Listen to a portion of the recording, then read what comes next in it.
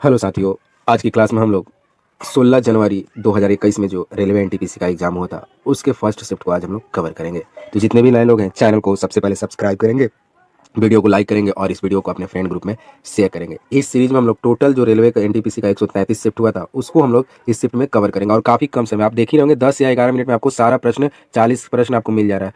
तो आप इससे और क्या चाहेंगे, आपका तो समय काफ़ी बच जा रहा है। तो इसमें सीरीज में हम लोग टोटल 133 जो शिफ्ट हुए थे उनको भी हम लोग कवर करेंगे। अभी आपको दो दो वीडियो मिल रहा है, आगे चल के आपको तीन तीन चार चार वीडियो प्रोवाइड किए जाएंगे, क्योंकि ताकि आपका समय से पहले आपको ये सारा प्रश्न देखने को मिल जाए। मैं आपको बता रहा हूँ कि 30 या 35 दिन में आपको ये सारा वीडियो जो है प्रोवाइड कर दिया जाएगा। तब आगे आप कुछ भी करते रहेगा, इसी के आधार पर आप एनालिसिस कर करके क्वेश्चन तैयार करके आप लोग अपना तैयारी कीजिए। तो ऐसी महत्वपूर्ण वीडियो पाने के लिए आपको क्या करना होगा, आपको बस इतना ही कार्य है कि आप लोग चैनल को सब्सक्राइब करेंगे, वीडियो को लाइक करेंगे और इस चैनल को अपने फ्रेंड के ग्रुप में शेयर करेंगे। तो चलिए आज की क्लास हम लोग शुरू करते हैं। आज की क्लास का पहला प्रश्न है, दूरी और समय के मापन में भारतीय रेल नेटवर्क की सबसे लंबी दूरी तय करने वाली रेलगाड़ी है। तो विवेक एक्सप्रेस जो है ये सबसे लंबी दूरी तय करने वाली रेलगाड़ी है। तो ये प्रश्न जो है 1996 से ही पूछा जा रहा है, काफ़ी प्रसिद्ध प्रश्न है। इसको आप ये प्रश्न को हर जगह देख सकते हैं कि भारत की सबसे लंबी दूरी तय करने वाली कौन सी रेलगाड़ी है। तो ये विवेक एक्सप्रेस, ये सबको याद रहता है। और मैं आपको बता दूं कि यहाँ पर एनटीपीसी का जितने भी शिफ्ट हुए हैं उनके प्लेलिस्ट को अपडेट कर दिया गया। आप लोग जाकर प्लेलिस्ट से सारे वीडियो को वीडियो 1 से शुरू करते हुए अभी तक का देख लेंगे। और बाकी एग्जाम का भी एसएससी हो या रेलवे का कोई भी एग्जाम हो, सबका प्लेलिस्ट बना दिया गया। आप लोग जाकर वहाँ से मजबूत कीजिए अपनी पढ़ाई ताकि एग्जाम को क्रैक कर ले, मेरिट में ना छटे। मैथ रीजनिंग से आप लोग को रिजल्ट ला देंगे, लेकिन मेरिट कहाँ से बनता है? जीके से। जीके पढ़ने का तरीका है प्रीवियस पेपर। प्रीवियस पेपर नहीं पढ़िएगा, आप लाख बुक पढ़ लीजिएगा। ये सिविल एग्जाम नहीं है कि बुक पढ़ लीजिएगा तो आपका रिजल्ट हो जाएगा। ये कॉम्पिटेटिव एग्जाम है, इसका कुछ और छोर नहीं है, कहीं से भी प्रश्न पूछ देता है। इसलिए आपको प्रीवियस पेपर पढ़ना होगा। प्रीवियस पेपर नहीं पढ़िएगा तो आपका रिजल्ट आएगा, लेकिन भाई मेरिट बनने का कोई चांस नहीं है। इसलिए आप लोग जाकर सारा एग्जाम के पेपर को देखिए, तब आपका जीके मजबूत होगा। चलिए अगले प्रश्न को देखते हैं। अगला प्रश्न है, भारत में हरित क्रांति को सफलतापूर्वक निष्पादित करने का श्रेय एमएस स्वामीनाथन को जाता है। तो एमएस स्वामीनाथन जो थे भारत में हरित क्रांति लाए थे। तो ये प्रश्न तो बार बार रिपीट हो रहा है। आप जाकर आरपीएफ कांस्टेबल का टोटल 48 शिफ्ट का इस चैनल पर प्रश्न पढ़ा है, आप लोग जाकर देखिए। तो ये प्रश्न हरित क्रांति और एक स्वराज वाला जो 1929 का इंडियन नेशनल कांग्रेस का जो अधिवेशन था उसको इतना बार बार पूछा, इतना बार बार पूछा है कि क्या बताए, मन उब गया उस प्रश्न से। पिछले शिफ्ट में पूछा, पिछले शिफ्ट में पूछा। तो आप लोग देख रहे हैं ना, प्रीवियस पेपर से ही प्रश्न बन रहा है। तो आप लोग जाकर सारे पढ़िए, इतना काम तो आप लोग कर ही सकते हैं। चलिए अगले प्रश्न को देखते हैं। दक्षिण अफ्रीका से वापस लौटने के पश्चात महात्मा गांधी फरवरी 1916 में खाली स्थान के उद्घाटन में पहली बार सार्वजनिक रूप से आम जनता से रूबरू हुए थे। तो 1916 में बनारस हिंदू यूनिवर्सिटी के उद्घाटन के समय पहली बार सार्वजनिक रूप से आम जनता से रूबरू हुए थे। कौन थे? तो ये हमारे महात्मा गांधी उसी समय दक्षिण अफ्रीका से जब लौटे थे ना, तो वो तो 15 में लौटे थे, लेकिन पहली बार जब लोगों से रूबरू हुए थे आम जनता से वो था 1916। और वो अवसर था बीएचयू का उद्घाटन। मैं भी इसी कॉलेज से बीएचयू किया था। बहुत ही प्यारा कॉलेज है, बहुत ही प्यारा यूनिवर्सिटी है। ये तो वर्ल्ड लेवल का यूनिवर्सिटी, इसकी तो कोई बात ही नहीं करनी। अगला प्रश्न है, वर्ष खाली स्थान में स्वेज नहर को खोल दिया गया और इससे विश्व अर्थव्यवस्था के साथ मुंबई के संबंधों और अधिक मजबूती मिली थी। इसको जो था वर्ष 1869 में स्वेज नहर को खोल दिया गया था और इससे क्या होता, अर्थव्यवस्था में काफ़ी मजबूती मिली थी और खासकर मुंबई में। अगला प्रश्न है, खाली स्थान एक प्रसिद्ध तारामंडल है जिसे शाम में देखा जा सकता है। इस तारामंडल को शिकारी यानी द हंटर के नाम से भी जाना जाता है। देखिए कितना प्यारा प्रश्न है। ये ओरियन जो है हंटर है बाबू, शिकारी है। ये तारामंडल है लेकिन शिकारी है, ये शिकार करता है। चलिए अगले प्रश्न को देखते हैं। अगला प्रश्न है, खाली स्थान कोशिका के एक प्रकार है कि एक अपशिष्ट निस्तारण प्रणाली है। वे किसी भी बाह्य सामग्री के साथ साथ खराब हो चुके कोशिकांगों को पचाकर कोशिका को साफ रखने में मदद करता है। तो लाइजोसोम जो है कोशिका का एक प्रकार का अपशिष्ट निस्तारण प्रणाली है। जितने भी अपशिष्ट पदार्थ होते हैं वो उनका खत्मा करता है और शरीर से बाहर निकालता है। अगला प्रश्न है, फिर से वही प्रश्न है, लाइसोसोम इसका आंसर हो जाएगा। संयुक्त राष्ट्र यानी यूनाइटेड नेशन की संस्थापना राष्ट्र संघ लीग ऑफ नेशन के उत्तराधिकारी के रूप में 24 अक्टूबर 1945 में की गई थी। तो यूनाइटेड नेशन की स्थापना 24 अक्टूबर 1945 को की गई थी और इसी पर आधारित एक प्रश्न बना था कि लीग ऑफ नेशन के स्थान पर किस संस्था की स्थापना की गई थी। इस जो वीडियो में करा रहा हूँ इससे 2 शिफ्ट या 1 शिफ्ट पहले ये प्रश्न पूछा गया था। तो फिर से लगभग वही प्रश्न पूछा गया, नहीं ये बता दीजिए, बस कान को इधर से ना पकड़ के इधर से पकड़ लिया है। तो फिर तो आप लोग देख रहे हैं ना, प्रीवियस पेपर बहुत इंपॉर्टेंट है, आप लोग बात मानिए। तो 24 अक्टूबर 1945 को संयुक्त राष्ट्र संघ की स्थापना की गई थी लीग ऑफ नेशन के नाम पर, स्थान पर। अगला प्रश्न है, खाली स्थान को वैद्युत ऋणात्मक विद्युत इलेक्ट्रोनेगेटिविटी तत्वों के रूप में जाना जाता है क्योंकि वे इलेक्ट्रॉन ग्रहण करके ऋणावेश आयन बनाते हैं। तो इसे हम अधातु कहते हैं। जो नॉन मेटल है वो इलेक्ट्रोनेगेटिव होते हैं वो क्यों इलेक्ट्रोनेगेटिव होते हैं? क्योंकि वो इलेक्ट्रॉन को एक्सेप्ट करते हैं, इलेक्ट्रॉन को लेते हैं, इसलिए उन पर जो चार्ज होता है नेगेटिव चार्ज बन जाता है। और मेटल जो होते हैं पॉजिटिव आयन। अगला प्रश्न है, निम्नलिखित में से कौन सा एक इनपुट डिवाइस है? तो ऑप्टिकल कैरेक्टर रीडर जो है इनपुट डिवाइस है। इनपुट डिवाइस जो वो डिवाइस होते हैं जिसके थ्रू हम लोग कंप्यूटर सिस्टम के अंदर इन्फॉर्मेशन डालते हैं। प्रोजेक्टर तो है, हमें तो दिखाता है, बाहर इन्फॉर्मेशन फेंकता है। हेडफोन भी है, हमें साउंड के जरिए बाहर इन्फॉर्मेशन फेंकता है। प्रिंटर भी जो है प्रिंट करके हमें बाहर इन्फॉर्मेशन देता है। लेकिन जो ऑप्टिकल कैरेक्टर रीडर हो गए, आप जो देखे होंगे कहाँ स्कैन करते हैं जब हम लोग मॉल में भी चाहे पे करते हैं, तो वो सब क्या है? इनपुट डिवाइस है। कीबोर्ड भी एक इनपुट डिवाइस, हम लिख कर अपने डाटा को अंदर डालते हैं। माउस भी क्या है? इनपुट डिवाइस है। अगला प्रश्न है, महाराष्ट्र और गुजरात राज्यों का गठन खाली स्थान में हुआ था। तो महाराष्ट्र और गुजरात का गठन 1960 में किया गया था। अगला प्रश्न है, खगोलीय भौतिक विज्ञानी जिनका नाम था यूजिन पार्कर, खगोलीय भौतिक विज्ञानी यूजिन पार्कर ऐसे पहले जीवित व्यक्ति बन गए जिनके नाम पर नासा ने अंतरिक्ष यान का नाम रखा।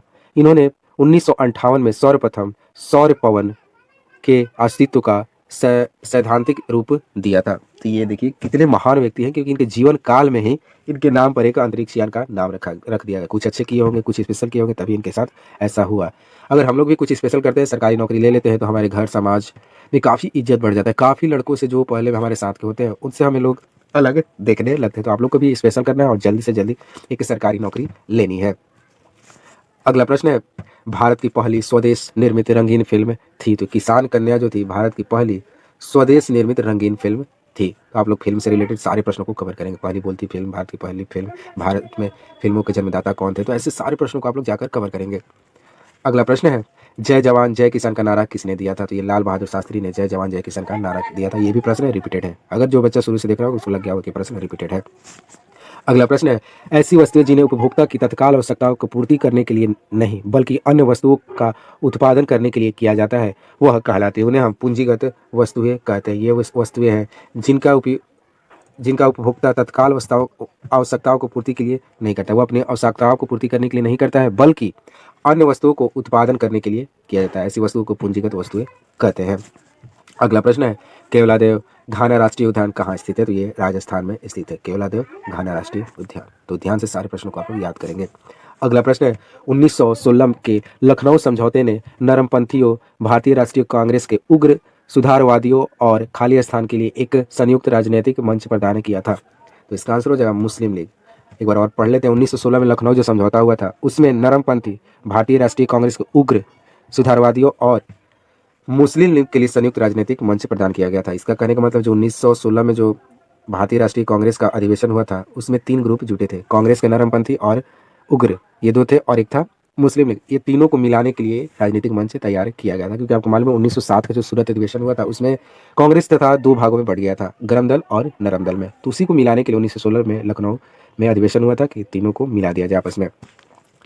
अगला प्रश्न है, 1915 में महात्मा गांधी खाली स्थान के स्थायी रूप में भारत लौटे। तो ये 1915 में भारत दक्षिण अफ्रीका से भारत लौटे थे और वो तारीख था 9 जनवरी 1915, और 9 जनवरी को ही NRI दिवस मनाया जाता है। अगला प्रश्न है, संक्षिप्त शब्द सोनार का पूर्ण रूप क्या है? तो देखिए फिर से आ गया आपका पूर्ण रूप वाला प्रश्न। तो आपको इसको कहीं ना कहीं लिखना पड़ेगा, तब जाके आप लोग एग्जाम के लास्ट टाइम में रिवीजन करेंगे। आपको 133 शिफ्ट में कम से कम 250 260 तो प्रश्न मिल जाएंगे जो पूर्ण रूप वाले होंगे। तो आप लोग क्या काम कीजिए, आप लोग सबको एक जगह लिखिए और एग्जाम से 1-2 घंटा पहले इसको पढ़ लीजिएगा। तो सोनार का फुल फॉर्म होता है साउंड नेविगेशन एंड रेंजिंग। ये साइंस का टर्म है, ये पानी के अंदर की चीज़ों को पता लगाने में किया जाता है। अगला प्रश्न है, जर्मनी के कुल उत्पादन का 80% इसके रूर क्षेत्र पर निर्भर है। रूर क्षेत्र वो क्षेत्र है जो कोयला है, यहाँ पर कोयले की खदानें हैं। तो जर्मनी का 80% जो उत्पादन है रूर क्षेत्र पर ही निर्भर है। अगला प्रश्न है, तो ये तो रीजनिंग का आ गया, इसको आप लोग इसको कमेंट बताएंगे कि इसका आंसर क्या होगा। ए ऑप्शन ए होगा, बी होगा, सी होगा या डी। आया है तो आप लोग इसको सॉल्व ही कर लेंगे। आप लोग स्क्रीनशॉट ले लीजिए। चलिए अगला प्रश्न है, भारत में बोकारो इस्पात संयंत्र की स्थापना 1964 में किसके सहयोग से की गई थी? तो ये रूस के सहयोग से की गई थी। सोवियत संघ जो रूस था उसकी सहायता से हम लोग बोकारो का जो इस्पात संयंत्र है 1964 में उसकी स्थापना की गई थी। एक प्रश्न इसी के आधार पर हुआ था, जो भिलाई जो ऊर्जा संयंत्र है उसकी स्थापना किस देश के सहयोग से की गई थी? आप लोग कमेंट बताएंगे, क्योंकि मैंने ये करा चुका है अगर आप शुरू से वीडियो देख रहे होंगे तो। अगला प्रश्न है, निम्नलिखित में से कौन सा पर्सनल कंप्यूटर का एक भाग नहीं है? तो यूएसबी जो है पर्सनल कंप्यूटर का भाग नहीं, बाकी सीपीयू, रैम, रोम ये पर्सनल कंप्यूटर का भाग है। अगला प्रश्न है, उन्नत भारत अभियान किससे संबंधित है? तो ये आपका उच्च शिक्षण संस्थानों की मदद से ग्रामीण भारत का विकास करना, ये उन्नत भारत का मुख्य लक्ष्य है। अगला प्रश्न है, किस ब्रिटिश भौतिक वैज्ञानिक को इलेक्ट्रॉन के खोज से संबंधित उनके कार्य के लिए 1906 में भौतिक के नोबेल पुरस्कार से सम्मानित किया गया था? तो वो थे जे थॉमसन, जिन्हें इलेक्ट्रॉन के खोज के लिए, इलेक्ट्रॉन से संबंधित खोज के लिए उन्हें 1906 का नोबेल पुरस्कार दिया गया था। अगला प्रश्न है, 1752 में किस अमेरिकी वैज्ञानिक ने यह बताया कि बिजली कड़कना और आपके कपड़े से चिंगारी निकलना वास्तव में एक ही परी घटना है? तो ये बेंजामिन फ्रैंकलिन ने कहा था कि जब बिजली कड़कती है और आपके गर्मियों के दिन में जब आपके कपड़े से चिंगारी निकलती है, वो दोनों एक ही परी घटना है, और ये इन्होंने 1752 में बताया था, और लोग मानते हैं कि बेंजामिन फ्रैंकलिन ही थे जिन्होंने बिजली का आविष्कार किया था। अगला प्रश्न है, भारत में पहला रेडियो कार्यक्रम किस वर्ष प्रसारित किया गया था? 1923 में भारत में पहली बार रेडियो कार्यक्रम का प्रसारित किया गया था। अगला प्रश्न है, भारत के उप प्रधानमंत्री 1977 से 1979 तक कौन थे? तो ये थे जगजीवन राम। तो देखिए, उप प्रधानमंत्री से भी प्रश्न बन रहे थे, ये प्रश्न काफ़ी टफ हो जाएंगे, तो आप लोग ऐसे ही प्रश्नों को देखते हुए चलेंगे। अगला प्रश्न है, इंटरनेशनल कोर्ट ऑफ जस्टिस खाली स्थान में स्थित है? तो द हेग जो है नीदरलैंड में स्थित है, यहाँ पर इंटरनेशनल कोर्ट ऑफ जस्टिस स्थित है। अगला प्रश्न है, भारतीय जनगणना 2011 के अनुसार किस राज्य की जनसंख्या घनत्व न्यूनतम है? तो अरुणाचल प्रदेश की जनसंख्या घनत्व सबसे न्यूनतम है और सबसे अधिक बिहार की है। अगला प्रश्न है, उत्तराखंड के कुमाऊं क्षेत्र में तलवार के साथ किए जाने वाले लोकप्रिय नृत्य छोलिया के नाम से जाना जाता है। छोलिया एक ऐसा नृत्य है जो उत्तराखंड के कुमाऊं क्षेत्र में तलवार के साथ किया जाने वाला एक लोक नृत्य है। अगला प्रश्न है, इसरो ने चंद्रयान-1 अंतरिक्ष यान को खाली स्थान में प्रक्षेपित किया था। इसे चंद्रमा पर ठोस बर्फ की उपस्थिति का पुष्टि करने के लिए विशेष रूप से सुसज्जित किया गया था। तो आपसे पूछा है कि इसरो ने चंद्रयान-1 कब लॉन्च किया था? तो 2008 में चंद्रयान लॉन्च किया गया था। आप बताएंगे कि चंद्रयान-2 था कब लॉन्च किया गया था।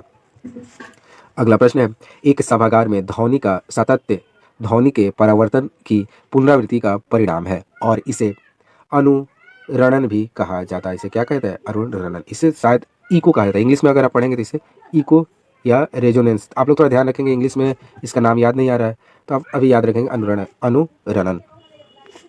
अगला प्रश्न है, निम्नलिखित में से कौन सा स्प्रेडशीट का एक उदाहरण है? तो माइक्रोसॉफ्ट एक्सेल जो है स्प्रेडशीट का उदाहरण है।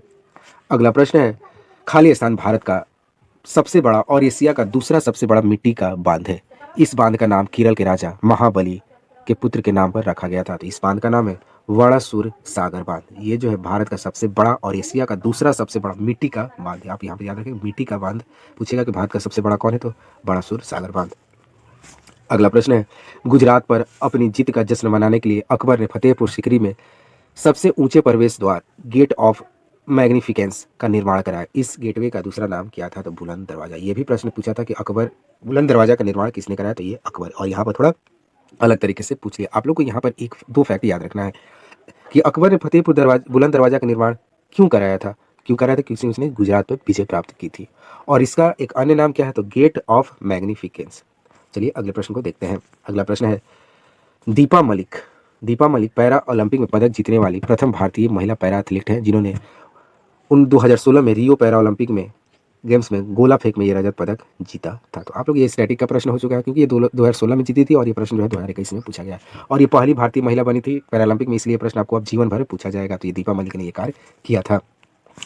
अगला प्रश्न है, संयुक्त राष्ट्र का गठन मानव जाति को स्वर्ग में ले जाने के लिए नहीं बल्कि मानवता को नर्क से बचाने के लिए किया गया था। तो ये कथन किसका था? तो इसका ये कथन जो था डैग हैमरशोल्ड का था। ये प्रश्न काफ़ी प्यारा है। डैग हैमरशोल्ड ने कहा था कि संयुक्त राष्ट्र का जो गठन किया जा रहा है ये मानव जाति को स्वर्ग में ले जाने के लिए नहीं बल्कि मानवता को नर्क में से बचाने के लिए किया गया था। डैग हैमरशोल्ड एक ऐसे यूनाइटेड नेशन यानी संयुक्त राष्ट्र के अध्यक्ष थे जिनकी मृत्यु जो थी वायुयान दुर्घटना में हो गई थी। अगला प्रश्न है, निम्नलिखित में से किस देश की थल सीमा भारत के साथ साझा नहीं करती? तो श्रीलंका जो है इसकी सीमा जो है भारत के साथ साझा नहीं करती। कब? थल सेना के देखा जाए, इसकी सीमा तो भारत के साथ लगती है लेकिन जल सीमा के साथ भारत के साथ साझा करता है, थल सीमा के साथ नहीं।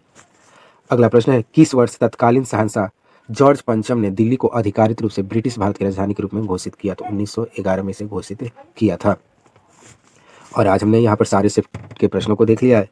अगर आपको वीडियो पसंद आया तो आप लोग जरूर से जरूर चैनल को सब्सक्राइब करेंगे, वीडियो को लाइक करेंगे और इस चैनल को, इस वीडियो के लिंक को अपने फ्रेंड के ग्रुप में शेयर करेंगे। मिलते हैं नए वीडियो के साथ। जय हिंद, जय भारत।